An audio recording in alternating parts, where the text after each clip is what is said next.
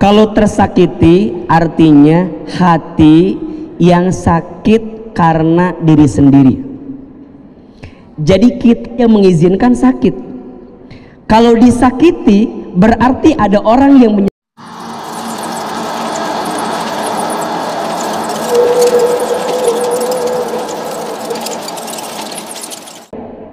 manusia itu terdiri dari 3 unsur dalam hidupnya. Berapa? 1, di dalam diri manusia itu ada akal. Ada apa? Akal. Setelah akal, di dalam diri manusia itu dibentuk dengan jasad, fisik tubuhnya. Berarti jasad. Akal, jasad. Yang membuat manusia istimewa dibanding makhluk yang lainnya, Allah berikan 1 unsur lagi. Yang unsur ini mengendalikan akal, mengendalikan jasad kita. Namanya hati. Apa namanya? Oke. Lagi. Manusia terbagi dalam berapa unsur? 3. 1 apa? 2 apa? 3 apa? Oke. Ustadz, masing-masing unsur ini punya makanannya. Kalau 3 unsur ini nggak dikasih makan, nggak dikasih asupan, maka yang terjadi akan ada kebuntuan pada 3 unsur ini. Maka masing-masing unsurnya ini ada asupannya. Dengan cara apa? Dan apa fungsinya, gitu kan? Akal ini fungsinya untuk berpikir.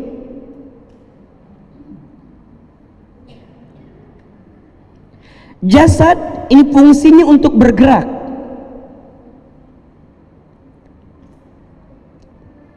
Dan hati ini fungsinya untuk merasa. Oke, lihat. Untuk bisa berpikir, maka asupannya manusia harus belajar. Harus apa? Maka bunda sayang, teteh sayang, belajar itu hukumnya apa? Wajib. Belajar itu hukumnya wajib. Bahkan belajar itu dari sejak dia lahir sampai ke liang lahat diwajibkan untuk belajar. Belajar. Maka perhatikan. Ayat yang pertama turun kepada Nabi SAW, wahyunya berbunyi apa? Iqra bismi rabbikal ladzi khalaqal insana min Iqra wa rabbukal alladzi 'allamal insana ma lam. Pertama diperintahkan untuk belajar, membaca, melihat. Kalau akal nggak dipakai belajar, nggak bisa berpikir. Jelas sampai di sini? Berarti beda nggak orang yang berakal dengan yang tidak berakal? Bahasa gampangnya, beda nggak orang yang belajar dengan orang yang tidak belajar? Beda. Bunda, orang itu kenapa pendidikannya ada berjenjang? Yang diajarkan apa sih? Salah satunya yang diajarkan adalah sistematika berpikir. Makanya mohon izin ya, anak SD, SMP, SMA, S1, S2, S3 beda nggak berpikirnya? Karena sistematikanya beda berpikirnya. Di S1 kita ada skripsi, di S2 ada tesis, di S3 ada disertasi. Itu masing-masing ada sistematikanya. Makanya orang yang belajar dia bisa berpikir. Makanya mohon izin, kalau orang, Ustadz boleh nggak orang nggak sekolah tapi bisa berpikir? Bisa, asalkan apa? Belajar. Karena belajar mungkin nggak harus di sekolah, dimanapun juga bisa belajar, betul? Tapi sekolah penting atau tidak? Mengajarkan apa? Sistematika berpikir. Jelas sampai di sini? Akal dikasih asupan dengan cara apa? Belajar, membaca agar bisa berpikir. Jasad, bagaimana asupannya? Kalau lapar, kalau haus, kalau capek, itu asupannya. Kalau biar sehat, olahraga. Bunda wajah biar glowing, bikin carry ya itu berarti. Iya. Ada 3 R yang dibutuhkan perempuan dan sangat dinantikan dari laki-laki. R yang pertama skincare, R yang kedua home care, R yang ketiga transfer. Ya, itu yang paling penting. Catat status hari Jumat itu ya. Karena harus didandanin, jasad kalau didandanin. Betul apa enggak? Makanya mohon maaf, ketika bunda olahraga harus apa enggak? Harus. Pilih-pilih makan harus enggak? Harus. Karena ini bentuk cara kita menjaga apa yang Allah berikan kepada kita. Makanya ulah segala didahar, jangan segala dimakan. Cuma kadang-kadang ayah seblak, beli seblak, icilok, ngeriweh hirup teh. Jadi tidak bisa nikmatin. Padahal ada porsinya. Kalau tidak, ingat, kalau berlebihan jadi sakit, betul? Kalau kekurangan jadi sakit. Terus kumaha? Pas we. Pas mau ngebaso makan, pas mau cilok ada, gitu aja gitu. Tapi tubuhnya tuh jadi sehat, ini pentingnya. Makanya perhatikan ya, yang paling penting dalam diri kita jangan sibuk mempercantik fisik kan. Tapi nanti yang ketiga ada hati. Nah, kalau akal aja dikasih asupan, kalau dikasih asupan, maka hati harus dikasih asupan atau tidak? Harus. Kenapa AA? Karena hati ini mengendalikan semuanya. Punten ya, hati sakit ngadadak tah jadi cangkeng, sakit badan ya nggak? Hati sakit jerawat, betul nggak? Ngaruh nggak? Hati sakit stroke ringan bisa. Hati sakit sesak nafas. Jadi hati itu menentukan. Ini sesuai dengan yang Nabi sampaikan. Apa kata Nabi? Di dalam tubuh manusia ada segumpal daging, yang jika segumpal daging ini baik semuanya, dan jika segumpal daging ini buruk maka buruk semuanya. Apa itu? Ala wahiyal qalb, itu namanya hati. Dalam bahasa Arab hati disebut qalbu. Catat, jangan sampai salah, bukan kalbu tapi qalbu. Kalau kolbu artinya hati, kalau kalbu artinya anjing, mohon maaf. Jadi kalau bunda bilangnya kalbu, anjing berarti. Ustadz, hargai kalbuku, berarti hargai anjingku. Tapi kalau kolbu artinya hati. Kenapa disebut kolbu dalam bahasa Arab? Hati itu, kolbu itu berangkat dari fi'il madhi qallaba yuqallibu, sesuatu yang mudah terbolak-balik. Jadi hati itu mudah terbolak. Kadang hati ini bersih, kadang kotor. Maka nanti hati dibagi tiga. Satu, ada yang disebut dengan qalbun mayyit, hati yang mati. Hati yang apa? Udah mati, keras hatinya, keras. Apa contohnya Ustadz? Dia menolak kebenaran dari Allah Subhanahu wa ta'ala. Nolak. Dua, ada yang disebut qalbun marid, hati yang sakit. Apa? Sakit. Hati yang sakit kenapa Ustadz? Karena ada penyakit hati. Apa penyakit hati itu? Sombong, ujub, takabur, iri, dengki, betul? Temennya beli kulkas, dia yang kedinginan. Iya. Temennya beli kompor gas, dia yang panasan. Temennya beli mobil baru, dia yang ketabrak. Iya. Temennya masang parabola, dia minum Paramex ya. Temennya ganti iPhone Pro Max, dia minum Promah ya. Pokoknya mah penyakit hati we. SMS, susah melihat orang, senang melihat orang. Hati-hati bunda, teteh sayang, kalau hati sudah sakit berpotensi mengantarkan penyakit yang lain. Fi qulubihim maradun fazadahumullahu maradha, di dalam hati mereka ada penyakit yang penyakitnya mengantarkan menambah penyakit yang lainnya. Makanya Bunda catat, kalau benci jangan benci berlebihan, kalau marah jangan marah berlebihan, kalau kesel jangan kesel, malah kalau bisa mah jangan marah, jangan kesel. Tapi kan kita manusia, kadang-kadang ada keselnya, betul nggak?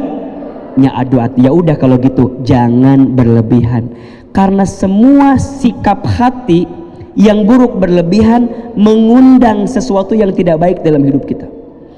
Makanya nanti ada satu penyakit namanya skizofrenia. Apa? Skizofrenia itu kira-kira beginilah, penyakit yang datang karena kegelisahan yang berlebihan di hati sehingga mengundang was-was. Dan ingat, was-was itu pasti dibisikin sama siapa? Syaitan, berangkat dari jin. Makanya nanti seseorang yang banyak was-was, banyak khawatir, banyak gelisah, yang berlebihan mendekatkan dia didekati oleh makhluk yang lainnya. Makanya langsung istighfar. Kalau Bunda lagi kesel, istighfar. Maka mohon maaf ya, kalau orang udah marah berlebihan bisa berbuat macam-macam kan? Betul nggak? Bahkan mengambil nyawa seseorang karena nggak terkontrol itu hatinya. Makanya kudu banyak istighfar. Lihat suami, iya benar, kemudian keheli, kesel, ya Allah kesel. Ingat, kalau Bunda kesel ingat lihat suami, ingat Ustadz Hilman. Astagfirullah. Tahan. Karena kalau diiyain, lihat, akal kita berpikir, lihat ya, badan kita bergerak, hati ini kan susah dikendalikan nih. Masuk ujungnya apa? Akal nggak mikir, jasad nggak bisa ditahan, betul nggak? Lempar apa? Handphone, padahal belum lunas. Jangan lunas, baru inget setelah belum lunasnya. Jadi dikit-dikitnya ulah ngambek, jangan marah, tahan, dengerin dulu, lihat dulu, jelas? Kalau begitu nanti masuk kategori hati yang sakit. Nah, sakit itu dibagi 3. Nanti ada hati yang tersakiti, ada hati yang disakiti, ada hati yang berpenyakit. Apa? Tersakiti, disakiti, berpenyakit. Apa bedanya? Coba, sama atau beda? Beda. Di mana bedanya? Di situ ya. BTW. Ulah, apanya bedanya? Asa bedanya ada asa beda. Cepet di situ. Apa? Bedanya apa? Kalau tersakiti artinya hati yang sakit karena diri sendiri. Jadi kita yang mengizinkan sakit. Kalau disakiti berarti ada orang yang menyakiti kita. Kalau hati yang berpenyakit berarti ada penyakit yang kita buat sendiri ditambah ada orang yang menyakiti kita. Selesai. Jelas? Hati-hati. Ada yang ketiga namanya hati yang sehat, hati yang selamat, hati yang lembut, hati yang tenang. Hati yang tenang namanya kolbun salim. Apa? Ulangi. Pertama kolbun apa? Mayit. Yang kedua marid. Yang ketiga salim. Bunda sayang, saat kita kembali kepada Allah, akal kita berhenti, jasad kita dikubur, yang kembali apa? Hati. Namanya mungkin dibungkus dengan ruh namanya. Jadi yang akan kembali nanti bukan fisik kita, bukan pemikiran kita, yang akan kembali apa? Hati kita. Yauma la yanfa'u malu wala banun illa man atallaha biqalbin salim. Ada satu hari di mana harta, keluarga tidak bermanfaat, jabatan tidak bermanfaat, nama besar tidak bermanfaat, harta tidak bermanfaat, ganteng, cantik, fisik yang sehat tidak bermanfaat, illa kecuali orang-orang, lihat, yang datang kepada Allah biqalbin salim, dengan hati yang bersih. Nanti dalam hati itu ada nafsu. Nafsu dibagi tiga, ada nafsul ammarah, nafsu mengarahkan kepada keburukan, ada nafsul lawamah, nafsu yang terbolak-balik, ada yang ketiga nafsul mut. Dan kita berharap Allah memanggil kita dengan itu, ya ayyatuhan nafsul mutmainnah irji'i ila rabbiki radiyatan mardiyah fadkhuli fi ibadi wadkhuli jannati. Yang dipanggil bukan hei Hilman, bukan hei, enggak. Yang dipanggil siapa oleh Allah? Hei engkau yang berjiwa tenang. Kenapa engkau punya jiwa yang tenang? Karena hatimu tenang. Kenapa hatimu tenang? Iya, karena selama hidupmu engkau punya hati yang salim. Pertanyaannya, bunda yang di sini mau punya hati yang mana? Yang mayit, yang marid, apa yang salim? Yang mati, yang sakit, apa yang tenang? Mau? Mau aja mau banget? Mau aja mau banget? Cius? Mie apa? Baik.